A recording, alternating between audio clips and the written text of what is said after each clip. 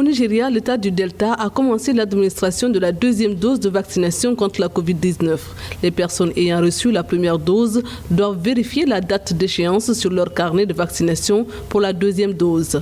Les responsables sanitaires précisent que les personnes qui ont reçu la première dose sur un intervalle de 6 à 8 semaines pourraient se présenter pour la deuxième dose de vaccin. Elles doivent également s'assurer que leur carte de vaccination contienne toutes les informations nécessaires.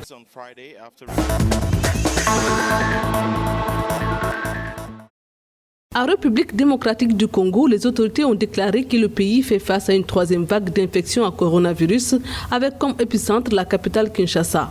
Le pays a enregistré un récent pic d'infection, soit 243 cas positifs détectés le 2 juin 2021. Il s'agit en effet du chiffre le plus élevé depuis mars. Le ministère de la Santé pointe un faible taux de vaccination et le respect aléatoire des pratiques d'hygiène recommandées comme les raisons principales de ce taux d'infection en hausse. Au total, le Congo a signalé plus de 31 900 infections et 786 décès liés au coronavirus depuis le début de la pandémie.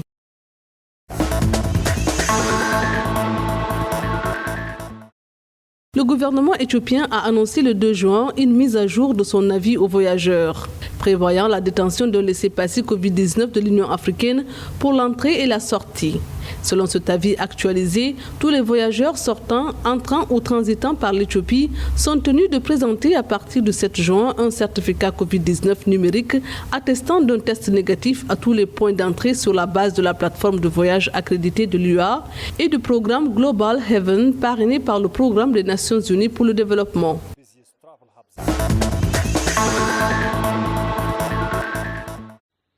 En date du 3 juin, les pays africains ont acquis environ 53,5 millions de vaccins contre la Covid-19 et 38,1 millions de doses ont été administrées selon le CDC Afrique. 5 États membres, à savoir le Maroc, l'Égypte, le Nigeria, l'Éthiopie et le Zimbabwe, ont administré le plus grand nombre de doses de vaccins contre la Covid-19 à leurs populations respectives.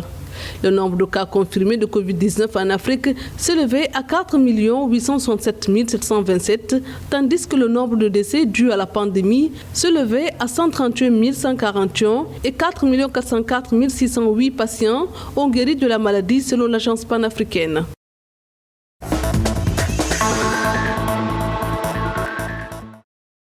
Après une interruption de ses vols pendant 1 an et demi, Air Zimbabwe a repris ses vols mercredi 2 juin 2021. La compagnie avait cessé ses activités à cause des problèmes opérationnels, mais aussi du fait de la pandémie de Covid-19.